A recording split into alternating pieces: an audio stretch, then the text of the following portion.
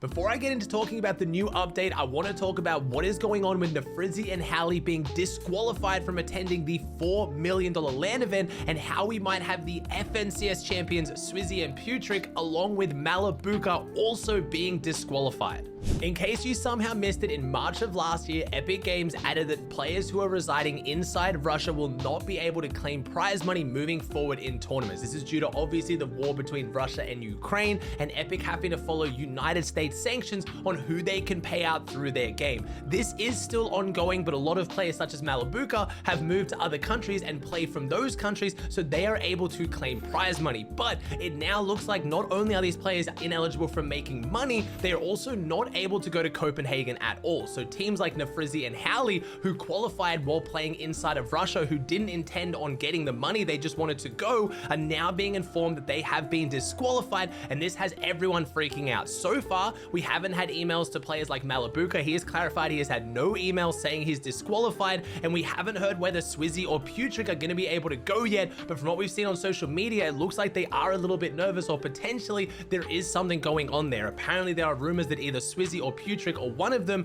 has played from inside of Russia. So we have one team guaranteed disqualified, which is Nefrizzy and Hallie, and we have a few other teams we're worried about and we're focusing on to see what happens.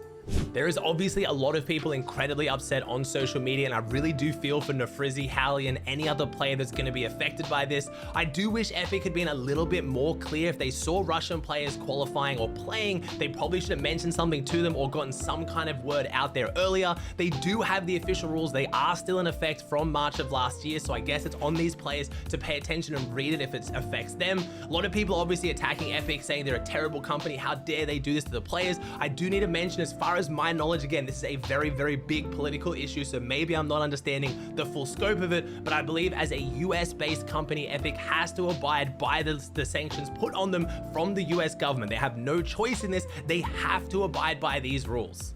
As far as what this now means for the players disqualified and who will take their place at the LAN event, KXR went and checked the placements. He did a fantastic job on Twitter breaking down that if Hallie and Nefrizzy stay disqualified, Pixie and Cheatin will take their place. If Swizzy and Putrick end up being disqualified, and again, we don't really know what's going on here. We don't know if one of them was playing in Russia, neither of them were playing in Russia. We don't actually know. We do know that if either of them are found to be playing inside of Russia, they would lose their $100,000 they just got from being the FNCS champions. If this is the case, their spot would roll down to Giras and Hari. Now, the problem with the other two teams affected is only one of them is Russian and potentially playing inside of Russia. So if Firehunter is disqualified, then Curb has to go to the event and play solo. And if Grolls are disqualified, then Clown has to play solo. This is Epic's rule currently going into the LAN event. If a player is ineligible to play for any reason, whether they're sick, they can't get a visa, or they can't make it, their teammate has to queue in solo. There are no fills and they can't invite someone along to go with them. So it's going to be incredibly interesting to see how this plays out.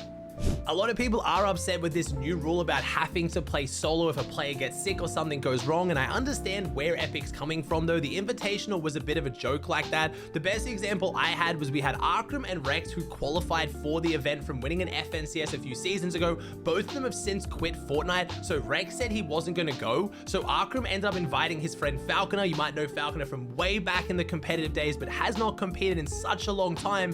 Arkram then decided he could no longer go, which then left Falconer as a captain to invite his own teammate, despite not placing in any of the FNCSs or earning the spot in any way. It was just a weird loophole where he kind of got invited and just got to go anyway. So I think Epic is trying to avoid that situation, which I think is a good thing, but I think forcing players to play as a solo is a little bit rough. I think a few players from each region should be invited, whether they're in good standing with Epic, they had good placements, or maybe they're just a player that would fit well with other people. They should be invited to go, and then if someone can't play, they have to slot in and then play for that person. So at least they're queuing in as a duo. I honestly think that's probably the best of both worlds, of keeping it fair, but also not making it have to queue in as a solo, because that is going to be just impossible. You got to remember, there are 2 days of qualifiers as well. So if anyone has to play solo, they're just not making the finals. They have no chance of making money.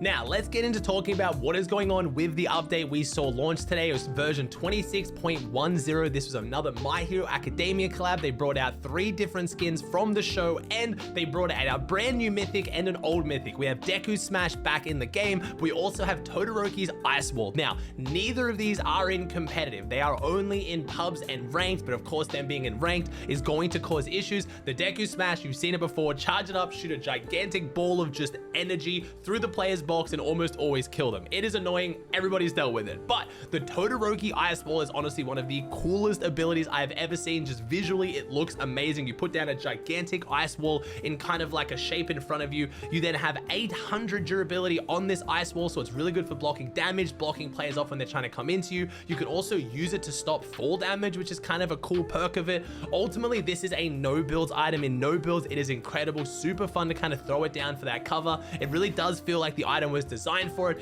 In builds, it doesn't really feel worth carrying. Again, it just builds, like you can do the same thing just by using material. It's a bit of fun though, and it does look spectacular. The way this item looks, as a My Hero fan myself, it is absolutely awesome. It is definitely going to be used a lot in no builds, but as far as I can see, it is not going to be in no build competitive. So it's only really going to be abused in pubs and ranked. It's not all about My Hero. We do have some new augments. We have Pizza Party coming back, but it is now completely changed. The way pizza works is not the same whatsoever. Instead of giving 25 health and then 25 shield up to 150 shield, now it gives 30 health and 5 shield, but you can go up to max shield. So it goes past that 50 threshold, making it still an incredibly strong item, but it's going to be nowhere near as strong for heal loss, which is awesome to know. As far as is this in competitive, we don't actually know. The pizza is all around the map in game right now in pubs and ranked. You can't find it as floor loot in competitive, but the Pizza Party augment, we don't know if it's going to go in competitive or not because they didn't turn it on. Right now, it seems like the Pizza Party augment just isn't in the game. I've just watched people play all day. I've played a bunch myself, and I have not seen it a single time, so I don't know what's going on here. As an added little effect of this, for whatever reason, they have decided to vault the slap juices because they're adding the pizza, so slap splashes are still in the game, but obviously the bottles that you can carry up to 6 of that you can drink, they have now been vaulted. We also have Reckless SMG reload being added, so basically if you run out of ammo in your SMG, it will reload faster. I saved the 2 biggest changes for the end of the video for those of you guys who made it the whole way. We now have it so that when you capture the island flag or the tower, you gain the points in game and they will display immediately instead of having to wait until the end of the game to see them pop up. I know this should have been a thing from the start, but I'm still incredibly happy Epic added it. Also, they have fixed the bug so that when you alt tab while gliding now, you will continue to glide straight rather than just stopping in midair, which has been annoying so many people. Are we doing it, chat? Are we doing it? Are we getting island points in game? Hey, did we get points for this? Wait, we got 15! We got 15! Oh my god! It counts! Oh my god! Fortnite can count! Let's go! W's. Big W's. Why is counting so hard? This game is like, it's a marvel of just modern software engineering. Like the coding required to make this game work is exceptional, but counting is where like it just always goes wrong. Counting kills, counting points, counting surge.